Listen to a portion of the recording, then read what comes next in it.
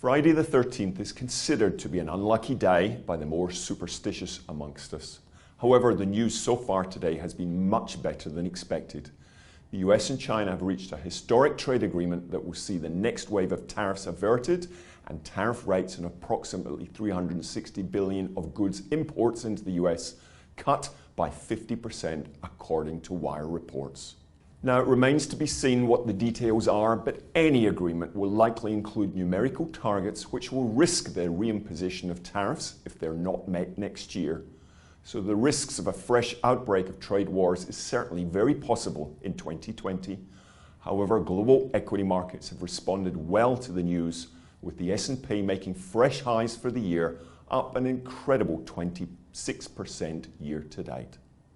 Adding to this wave of optimism, in the Fed's last meeting of the year on Wednesday, Chair Powell repeated the very high bar for hikes, a significant and persistent move up in inflation, and downplayed the analogy of the 98 insurance cuts, citing structural differences in inflation as the key reason they won't be reversed as quickly.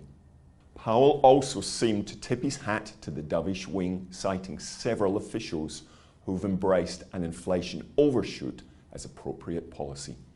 Traders embraced the message that the Fed will keep rates steady until inflation really does pick up by marking commodity markets higher too.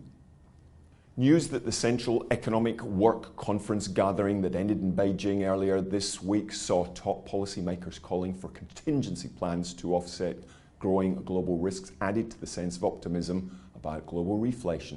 Iron ore is up 9% so far this month, crude up 7.4%, and nickel has jumped 9% in the last 3 trading sessions. However, we would caution that significant risks do lie ahead for 2020.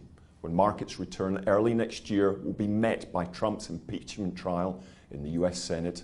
While this is very much expected to leave President Trump in office, it will likely add to the sense of US political risks in 2020. Market attention will then quickly turn